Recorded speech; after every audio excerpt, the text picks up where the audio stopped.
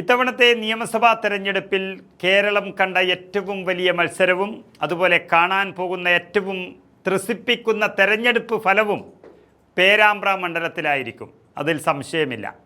കാരണം കേരളം ഭരിക്കുന്ന ഇടതുമുന്നണിയുടെ കൺവീനർ ആയ ടി.പി. രാമകൃഷ്ണൻ എന്ന സിറ്റിംഗ് എം.എൽ.എയും അതുപോലെ മുസ്ലിം ലീഗിലെ പ്രായം കുറഞ്ഞ വിദ്യാർത്ഥി വനിതാ നേതാവ് ഫാത്തിമ തഹ്ലിയയും തമ്മിലാണ് മത്സരം നടക്കുന്നത്. നമുക്കറിയാം, വടകരയിൽ ഷാഫി പറമ്പിലും ശൈലജ ടീച്ചറും തമ്മിൽ നടന്ന ആ മത്സര പോരാട്ടത്തിൻ്റെ വീര്യം അതേപടി പകർത്തിയ പോലെ തന്നെയാണ് പേരാമ്പ്രയിലും. അതേ തരത്തിൽ തന്നെ കാഫീർ സ്ക്രീൻഷോട്ട് പോലെയുള്ള പല പരിപാടികളും കൊണ്ട് ഈ തെരഞ്ഞെടുപ്പിനെയും വലിയ രീതിയിൽ ബാധിച്ചിരിക്കുന്നു.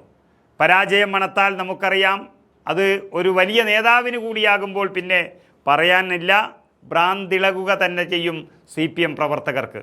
അതിത്തവണ പേരാമ്പ്രയിൽ കണ്ടു.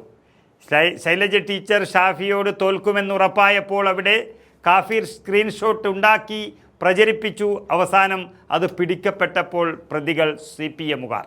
ഇപ്പോഴിതാ ഇവിടെ ടി.പി. രാമകൃഷ്ണൻ തോൽക്കുമെന്നാകുമ്പോൾ പേരാമ്പ്രയിലെ UDF സ്ഥാനാർത്ഥിയായ ഫാത്തിമ തഹ്ലിയയ്ക്കെതിരെ LDF പ്രചരിപ്പിച്ചത് കൗമിലെ കുട്ടി എന്ന വാക്കായിരുന്നു. എന്നാൽ ഈ പ്രയോഗത്തിൽ നിയമ നടപടിയുമായി ഇപ്പോൾ മുന്നോട്ടു പോകുമെന്നാണ് മുസ്ലിം ലീഗും അതുപോലെ UDFും വ്യക്തമാക്കിയിരിക്കുന്നത്.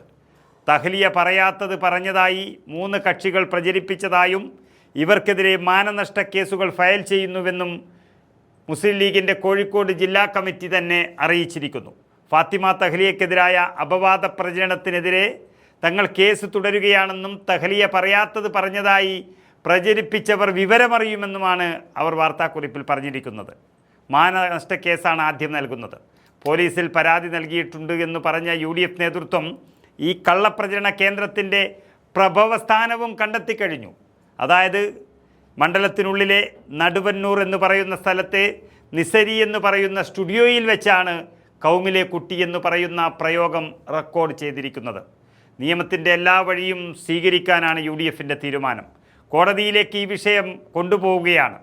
ആരാണ് കാഫീർ സ്ക്രീൻഷോട്ട് കൊണ്ടുവന്നത് എന്ന് തെളിയിച്ചതുപോലെ തന്നെ കൗമിലെ കുട്ടിയും തെളിയിക്കും എന്നാണ് UDF നേതൃത്വം എടുത്തിരിക്കുന്ന തീരുമാനം. ജനാധിപത്യ മതേതര സമൂഹത്തിൽ അതാര് പറഞ്ഞു എന്ന് വളരെ കൃത്യമായി ബോധ്യപ്പെടുത്തുക എന്നത് ഈ രാജ്യത്തോട് പ്രതിബദ്ധതയുള്ള അതുപോലെ സമൂഹത്തോട് പ്രതിബദ്ധതയുള്ള ഏതൊരു രാഷ്ട്രീയ പാർട്ടിയെ സംബന്ധിച്ചിടത്തോളം അത് അനിവാര്യ ഘടകമാണ് എന്നാണ് UDF നേതൃത്വം പറയുന്നത്. ടി.പി. രാമകൃഷ്ണൻ എന്ന പ്രധാനപ്പെട്ട നേതാവ് തോൽക്കുമെന്നാകുമ്പോൾ വളഞ്ഞ വഴിക്ക് വിജയം നേടാനുള്ളൊരു പരിശ്രമമാണ് LDFിൻ്റെ ഭാഗത്ത് നിന്ന് പേരാമ്പ്രയിൽ ഉണ്ടായത് നമ്മൾ കണ്ടത്. അതിലൊന്നു മാത്രമാണ് പേരാമ്പ്രയിലെ കൗമിലെ കുട്ടി എന്ന പ്രയോഗം.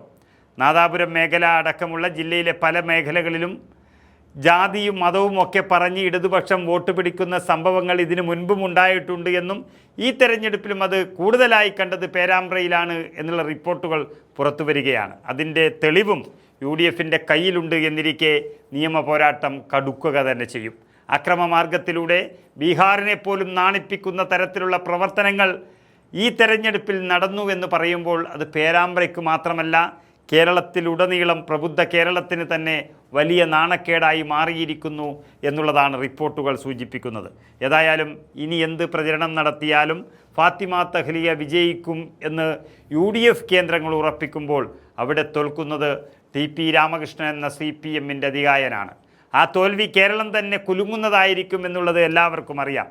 കാഫീർ സ്ക്രീൻഷോട്ടാണ് വടകരയിൽ തോൽപ്പിച്ചതെങ്കിലും കൗമിലെ പെൺകുട്ടിയായിരിക്കും പേരാമ്പ്രയിലെ CPMൻ്റെ വില്ലൻ എന്നുള്ളത് ഇനി കാണാൻ പോകുന്നു.